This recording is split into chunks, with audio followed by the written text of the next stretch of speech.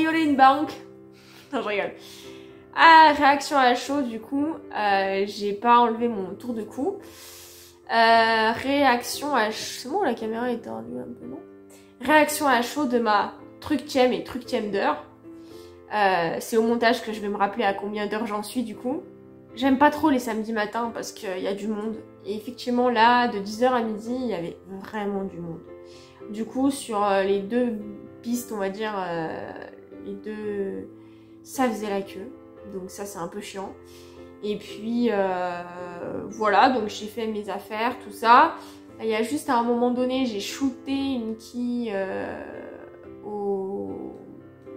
l'évitement. À l'évitement, j'ai shooté une quille. Parfois, j'ai un peu galéré sur le lent encore. Bon, maintenant les demi-tours, c'est bon, je suis rodée. Hein. Faudrait mieux parce que là, il faudrait.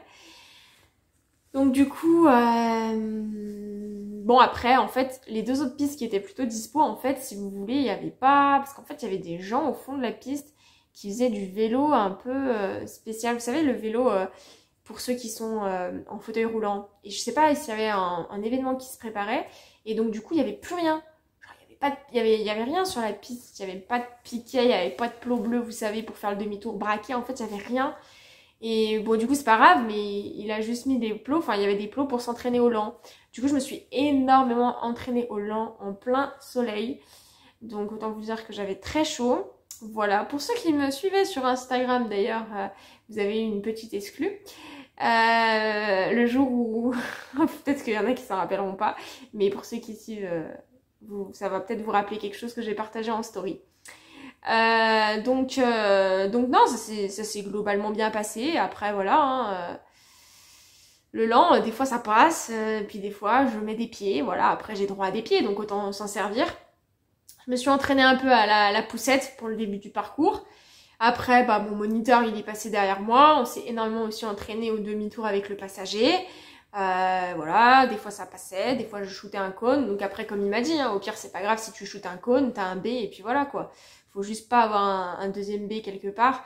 Donc l'idée, c'est vraiment de, voilà, réussir son lent, quitte à pas me mettre de pression et mettre un pied pendant le lent pour gagner du temps, me rassurer, je sais pas, voilà. Je sais pas trop comment. De toute façon, l'examen se passera comment il doit se passer, voilà.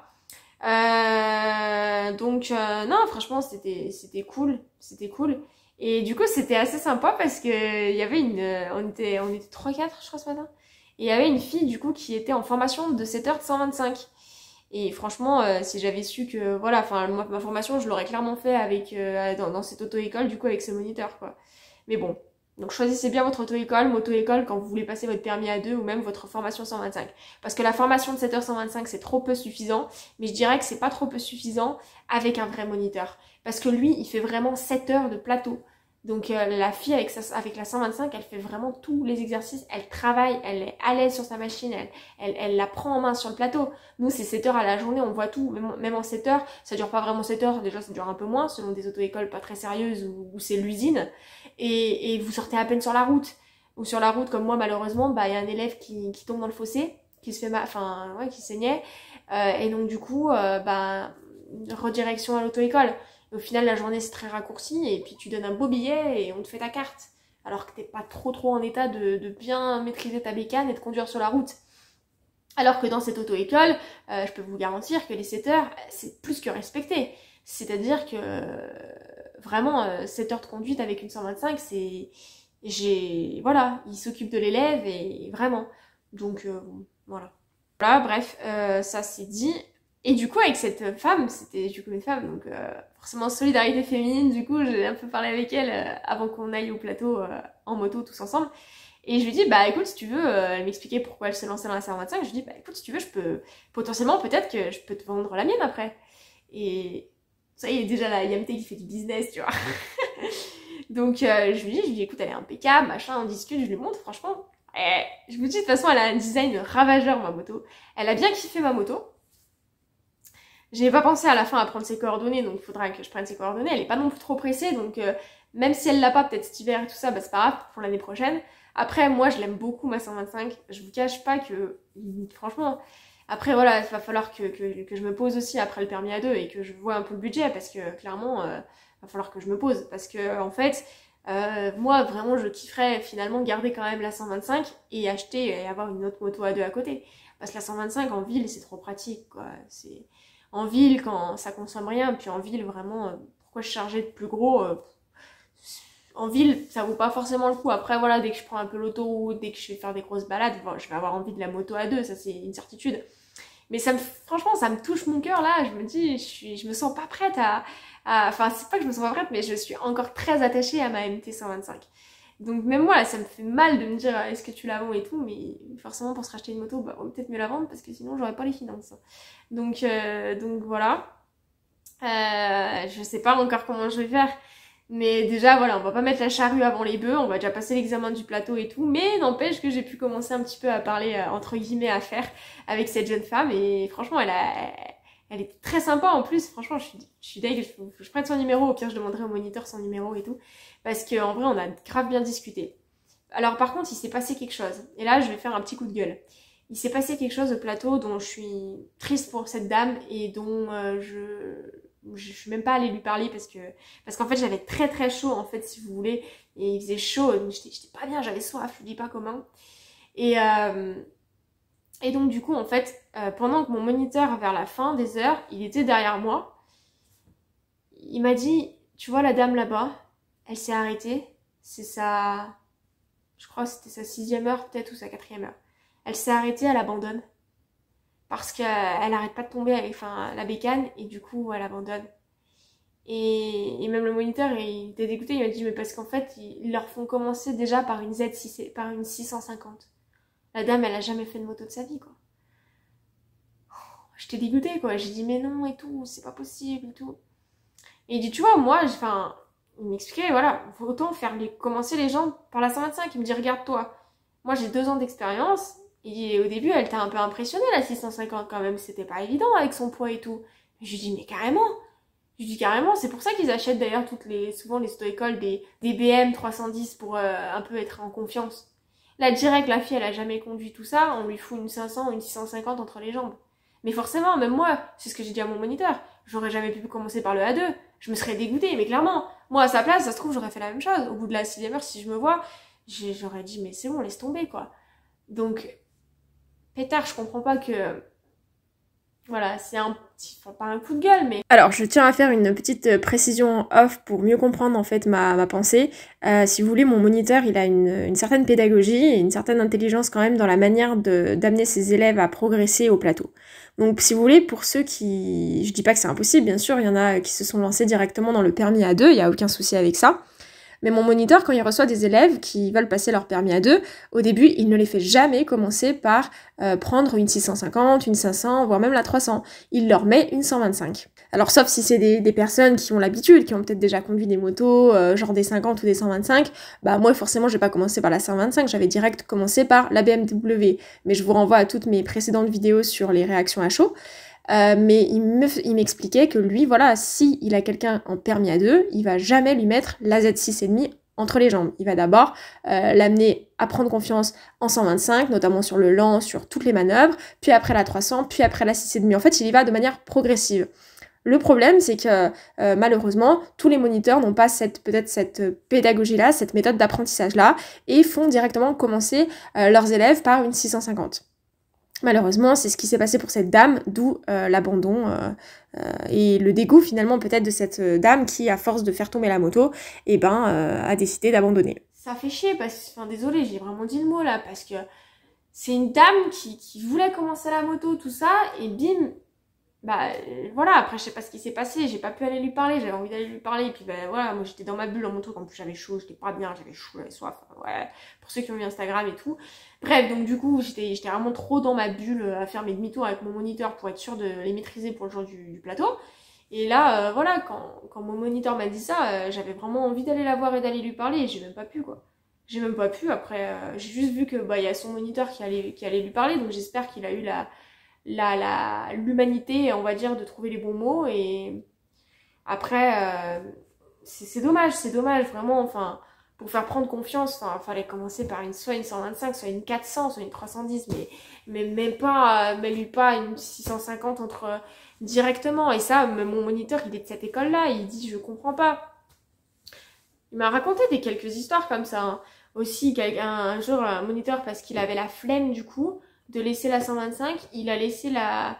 C'était une des premières fois, quelqu'un conduire avec une Z400, je sais pas quoi, la personne elle a failli partir en wheeling et se casser la figure, quoi. Et sur sur la route, quoi. Donc à un moment donné, ça m'énerve. Je me dis mais c'est pas possible, quoi. Tu peux pas... Enfin voilà, j'en connais des histoires comme ça, hein. Même des histoires avec des gens avec qui je roule. Une dame qui a passé qui m'a conseillé, du coup c'est la dame qui m'a conseillé cette auto-école justement pour la pédagogie et l'humanité de ce moniteur. Parce qu'elle avait fait une auto-école, dont je citerai pas le nom, qui lui a dit, les gros machos et tout ça, qui ont commencé à parler en lui disant de toute façon, faudrait peut-être se remettre en question à un moment donné, genre est-ce que c'est vraiment fait pour vous? Non, je peux vous dire la dame, mais laisse tomber, elle manie super bien sa bécane. À un moment donné, ça c'est insupportable, je ne comprends pas. Et ça c'est un vrai coup de gueule que je fais là, et je me dis, mais sans parler, c'est pas parce que je suis une femme que je dis ça. Déjà, je trouve que voilà, il y a de plus en plus de femmes qui se lancent sur la moto. Je vois beaucoup de femmes, vraiment. Et c'est encourageant. Mais je veux dire, on a le droit, on a le droit d'être une femme, d'être féminine. Moi, je suis une femme. Je suis une femme. J'aime être une femme. Je suis une femme, point final, c'est ça. Je suis une femme et j'aime faire de la moto. Et alors, il est où le problème, en fait? Donc voilà, et oui, je suis une femme, c'est vrai, j'ai pas un très gros gabarit. Et alors? Est-ce que ça m'empêche de faire de la moto? Pas du tout. Donc je comprends pas vraiment les remarques complètement déplacées de la part de certaines personnes. Bref, c'était pas le sujet de la vidéo, mais là, il y a un peu tout ça qui me revient en tête, parce que je me suis dit, mais la dame t'aurait pris la patience je sais pas, de la rassurer, ou pas de la rassurer, on s'en fout, c'est même pas une question de rassurer, c'est une question d'avoir un minimum de savoir. La personne qui a jamais fait de moto de sa vie, elle se retrouve avec une 650 entre les jambes. Non mais clairement, enfin moi perso, je sais qu'il y a beaucoup de mecs, mais après là vraiment je tiens à dire quelque chose, c'est vrai, je vais peut-être me faire caillasser en disant ça. Je reconnais, c'est vrai qu'au plateau, voilà, on voit, peut-être pas, c'est pas le cas, c'est pas une généralité, mais moi j'ose le dire. C'est sûr, je vois un petit jeune, là il a 16 ans, il est hyper à l'aise avec sa bécane, mais il est même encore plus à l'aise que moi. Voilà, c'est vrai, il la manie, il fait plein de trucs et tout ça. Le mec, il a fait du cross, tout ça. Les mecs, c'est un peu plus, pas bourru, mais voilà, les hommes, vous y allez, voilà, bon bah vous êtes des hommes, voilà, les hommes sont des hommes, les femmes sont des femmes, point final, ça y est. Mais bref, donc du coup, effectivement, voilà, des fois c'est vrai je perçois au plateau, effectivement, des hommes qui ont plus de facilité, et ça veut pas dire que les femmes, nous n'en avons pas. Parce que, moi je suis désolée, mais mon lent, je trouve que je m'en sors plutôt pas mal, et d'autres un peu moins. Mais il faut pas se comparer, je veux dire, c'est qu'il y a un moment donné, chaque parcours est unique, mais surtout dans la moto, oh là là, ne pas se comparer. Désolée, j'ai fait des digressions, je suis partie dans beaucoup de choses, mais tout ça pour dire que tu sois un homme ou une femme, on s'en fout en fait. De ton sexe, on s'en fout, c'est ta passion, et personne n'a le droit de la brider comme ça, et c'est triste quoi. J'espère que cette femme, elle va... Et je la comprends, parce que du coup, mon moniteur, je lui ai dit, mais moi aussi, j'étais pas bien, je fais moralement, après là, toutes les chutes que j'avais eues au plateau, j'étais pas bien, hein. J'étais pas bien, je me suis dit, purée, maintenant c'est bon, je tombe plus, tout va bien, parce que je cale plus, parce que j'ai pris l'habitude et tout. Mais voilà, donc du coup, ça a aussi rassuré, du coup, la petite jeune en 125, où elle m'a dit, ah ouais, c'est pas facile, je lui dis, non, mais t'inquiète, tu vas voir, tu vas y arriver, et je lui dis, regarde, moi, ça fait pourtant 2 ans que je suis en 125, je lui fais, je te dis pas, je me suis bien cassé la figure au plateau. Elle me dit, ah ouais? Je dis, ouais. Je dis, mais je peux même te donner le nombre, je pense que j'ai fait 6 chutes hein, avec la moto. La moto, elle est tombée 6 fois, moi. Elle fait, ah bah tiens, ça me rassure. Voilà, c'est bon, on se dédramatise, y a pas de souci, y a pas de honte, on s'en fout. Enfin voilà, les motos, elles sont tombées, j'ai fait tomber la BM au début, j'ai fait tomber la Z6,5. Et alors, aujourd'hui, je la maîtrise bien, ma petite BM maintenant. Je la maîtrise, je fais mes demi-tours, je suis contente avec mon passager. C'est limite si maintenant avec mon passager, j'arrive super bien au demi-tour. Et c'est grâce au demi-tour passager que j'arrive encore mieux à faire mes demi-tours en solo. Donc voilà, bref, donc le retour à chaud fait en sorte que j'ai eu très chaud au plateau. Là, mais ça s'est bien passé et je suis contente et de toute façon maintenant c'est la dernière ligne droite. J'ai 2 heures encore dans la semaine et après le 27 septembre, go à l'examen. Donc ne laissez personne vous dire ce que vous avez à faire ou à ne pas faire. Si vous avez envie de faire quelque chose, que c'est votre passion, allez-y, allez jusqu'au bout. Et si vous voyez que franchement ça se passe pas très bien avec un moniteur, ou vous vous rendez compte que peut-être vous avez pas les bonnes motos, ça peut arriver, c'est pas grave, je jette la pierre sur aucune moto-école, peut-être qu'il y a des questions de budget, peut-être qu'il y a des questions de, voilà, de non-possibilité d'avoir d'autres motos, j'en sais rien, je connais pas ce milieu-là, je suis pas monitrice d'auto-école, bien que c'est un métier qui m'a l'air très intéressant, mais ça y est, Yamte va se reconvertir, professionnellement parlant, mais en gros, voilà, ce que je veux dire, c'est que, bah, au pire, changer de moto-école, allez voir d'autres moto-écoles qui ont peut-être d'autres bécanes, et peut-être que sur ces bécanes, vous allez vous sentir plus à l'aise. L'idée, c'est qu'il faut vraiment que vous trouviez la bécane sur laquelle vous êtes vraiment à l'aise, quoi. Voilà, bah écoutez, moi je vous laisse, je vous dis ride safe, ciao. Et surtout, gardez le sourire, hein, ride safe, et laissez personne vous brider dans vos rêves, parce qu'on a le droit de rêver, et on a le droit de les réaliser, surtout ces rêves. Et on va les réaliser. Bon, j'espère que ça vous aura encouragé, c'était un retour à chaud et un petit coup de gueule quand même, mais c'est pas un coup de gueule méchant, c'est juste, voilà, c'est juste dire les choses à un moment donné. J'espère que cette dame tombera sur mes vidéos, j'ai même pas pu aller la voir, et j'espère qu'elle va reprendre la moto, j'espère en tout cas, et si vous regardez cette vidéo, que vous avez abandonné, que vous vous dites peut-être c'est pas pour moi la moto, j'en ai marre, je fais tomber, le lent c'est dur et tout, c'est pas grave, regardez là, Yamte elle a fait tomber de chaque côté la moto, j'ai calé quelques fois, et voilà, et après on continue, on y arrive. Persévérance, c'est la clé de la réussite. Mais il faut que ça reste un plaisir, voilà, après faut pas se dégoûter non plus, donc je peux comprendre, mine de rien, peut-être cet abandon, bien que je peux le comprendre, mais j'ai un peu de mal parce que j'ai un peu de mal avec la notion d'abandonner. Ça peut te traverser l'esprit, hein, clairement. Hein.